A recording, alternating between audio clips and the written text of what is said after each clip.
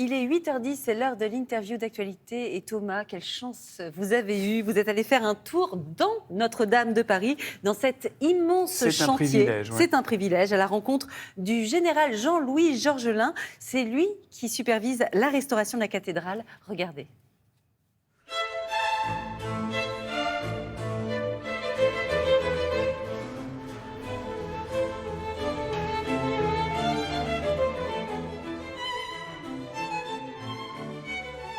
Bonjour et merci infiniment de nous accueillir ici à Notre-Dame, Général Georgelin.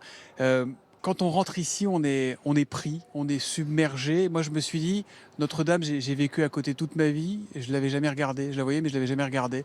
Qu'est-ce que vous vous dites? Est-ce que vous êtes vous aussi saisi par cette émotion quand vous arrivez sur ce chantier? Écoutez, moi, ça fait 3 ans que je suis sur ce chantier.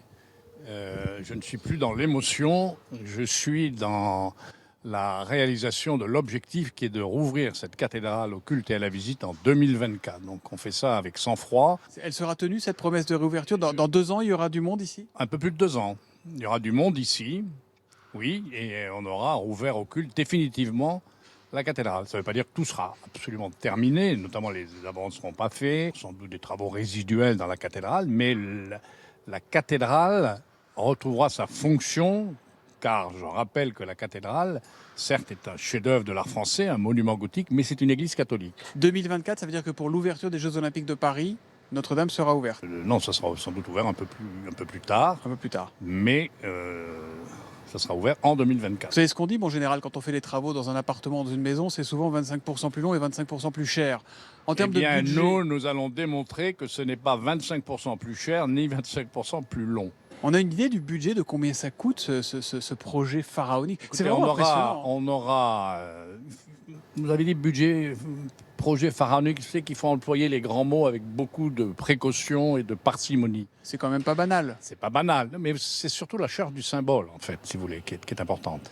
On est en train de rebâtir un bâtiment gothique, une cathédrale dont on a recompris dans la nuit du 15 au 16 avril 2019 qu'elle était au cœur de notre nation. Donc la charge symbolique est inouïe. Je crois qu'aucun autre monument, château de Versailles, n'aurait suscité une telle émotion. Voilà. Alors on va faire une petite visite de chantier. On est quoi? On est à 30-35 mètres de haut Vous êtes là à 30 mètres de haut, 30 vous mètres êtes de haut. ici à la croisée du transept, et comme j'aime à le dire, vous êtes au lieu du drame. Oui, parce que le trou qu'on voit là, enfin qui a été recouvert, c'est là qu'il y avait la flèche, la La fameuse flèche flèche. était là-haut, juste au-dessus de nous. Le coq était à 96 mètres.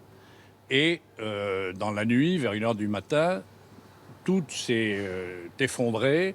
Et en tombant, en s'effondrant, la flèche a emporté la voûte du transept. Alors cette flèche, elle va être reconstruite à l'identique, ça c'est réglé? La flèche va être reconstruite à l'identique. C'est un avis qui a été donné par la Commission nationale du patrimoine et de l'architecture en juillet 2020.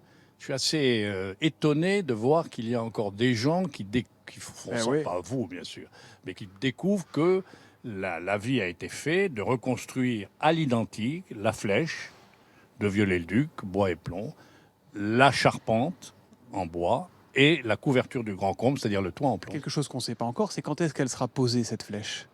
Vous avez À ici, quel moment du chantier? vous allez voir, vous avez ici une vue absolument géniale sur le transept. Là-dessus, nous allons monter un somptueux échafaudage qui va faire 100 mètres de haut Ouais. et qui pèse 600 tonnes. Et cet échafaudage, vous commencerez à le voir dans le ciel de Paris au début de l'année prochaine. Et ça sera fini quand, la flèche? Elle sera installée quand? La à la flèche, fin du chantier? Non, ça sera fini un peu avant, parce que tant que la flèche n'est pas faite, on ne peut pas refermer la voûte du transept. Et c'est fait dans le respect des traditions, c'est fait par des artisans français. Il y a toute une valorisation de ce qu'on appelle l'excellence française. Et pour le coup, les mots ont un sens.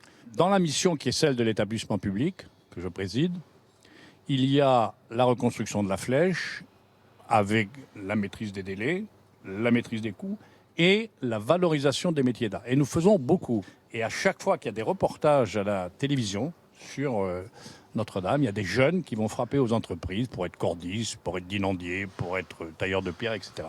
C'est quoi la principale difficulté, celle à laquelle vous attendiez peut-être pas? La principale difficulté, c'est de faire travailler tout le monde dans le même sens. On a une planification rigoureuse. Je vous dis que L'objectif, c'est de rouvrir en 2024. C'est un défi, c'est un combat permanent. Et mon rôle, c'est de faire travailler tout le monde dans le même sens et d'essayer d'assurer ce que dans le terme militaire, on appelle l'unité de commandement. Donc le plus dur, c'est de faire jouer l'orchestre ensemble. Voilà. Tout le monde sait ce qu'il faut faire à Notre-Dame. Tout le monde a des Mais déclarations c'est quand même, péremptoires. un contexte hors norme. Je vous trouve très élégant aujourd'hui, je le suis aussi. Ça veut quand même dire, c'est pas anodin, ça veut aussi dire qu'il y a des problèmes de pollution encore, Oui. de cette fameuse pollution au plomb. Quand est-ce qu'on sera sorti de ça, par exemple? Si vous êtes allé tout à l'heure dans la nef de la cathédrale, vous avez vu les compagnons qui sont en train de dépoussiérer les murs et vous avez vu la rapidité avec laquelle ça se passe et la couleur que retrouvent les pierres de la cathédrale. On va retrouver la cathédrale comme jamais on ne l'a vue depuis plus d'un siècle. Et donc, petit à petit, nous faisons baisser le niveau de plomb dans la cathédrale et viendra un moment où nous prendrons acte que l'on peut alléger les mesures qui pèsent sur nous, sur vous et moi en ce moment, et sur les ouvriers, parce que les chefs d'entreprise me disent que ces mesures de plomb leur font perdre 25% de temps, parce que les procédures sont longues. Hein. Ouais. L'équipement, vous avez fait la formation plomb, vous allez On prendra une douche en vous allez sortant. se prendre une douche, je prendrai une douche en sortant, etc. Donc tout ça est contraignant. 25% de temps, 25% de coût. C'est le respect du code du travail, parce que ce chantier se fait dans le respect absolu, exemplaire, du code du travail évidemment, du code des monuments historiques, du code des marchés publics. C'est marrant, quand on vous voit, on ne doute pas que ça se fasse dans les clous. Vous êtes très carré, c'est votre boulot, mon général, mais quand même, quand vous regardez tout ça, est-ce que vous ne pensez pas aux bâtisseurs de cathédrales? Est-ce que, je sais que vous dites c'est un chantier, il faut que ça soit organisé, structuré, il n'y a pas un petit quelque chose de merveilleux? C'est tout à fait vrai que quand on est ici, on pense à ceux qui ont construit cette cathédrale, parce que si nous la reconstruisons à l'identique, nous la reconstruisons avec les techniques d'aujourd'hui. Les ascenseurs, il n'y avait pas d'ascenseur à l'époque. Hein. Bon, toutes les techniques qui permettent d'aller évidemment plus vite, ce qui ne veut pas dire faire n'importe quoi et n'importe comment. Est-ce qu'il vous est arrivé de vous dire, oh là là, on va pas y arriver? Le 15 avril, quand elle brûle, tout le monde a peur qu'elle tombe, qu'elle s'effondre, cette cathédrale. Là, vous nous dites finalement, Mais là, elle est... si vous voulez, le 15 avril, on était dans l'émotion. Et on disait, ça y est, moi vivant, je ne reverrai plus la cathédrale. On avait beaucoup à l'esprit la cathédrale de Reims, par exemple, qui avait été bombardée pendant la Première Guerre mondiale et qu'il a fallu plus de 20 ans pour la rouvrir. Et si vous voulez, vous ne pouvez pas rentrer dans un défi si vous envisagez l'échec. Vous devez avoir des méthodes rigoureuses, mobiliser vos gens et avoir l'esprit alerté pour anticiper ce qui va venir empêcher de coller à la planification. Vous allez m'envoyer promener sur la question qui vient, mais est-ce qu'on sait maintenant ce qui a provoqué cet incendie? La réponse, vous la connaissez, elle est facile pour moi. Il y a une enquête judiciaire, adressez-vous au juge. C'est tout? C'est tout. Est-ce que c'est votre plus belle bataille, général Georgelin? C'est une belle bataille. Si je ne regarde pas derrière, je me dis comment je réagirais dans 6-7 ans quand je viendrai à la messe à Notre-Dame. Vous voyez, que je verrai ça, je commencerai à réaliser que j'aurais pris ma part. Ma part. Mais d'autres auront pris des parts beaucoup plus grandes. Merci beaucoup, général Georgelin, d'avoir accepté l'invitation de Télématin et de nous avoir surtout accueillis ici dans ce lieu. Il y a encore des pigeons aussi qui se promènent. Oui, toujours. Toujours.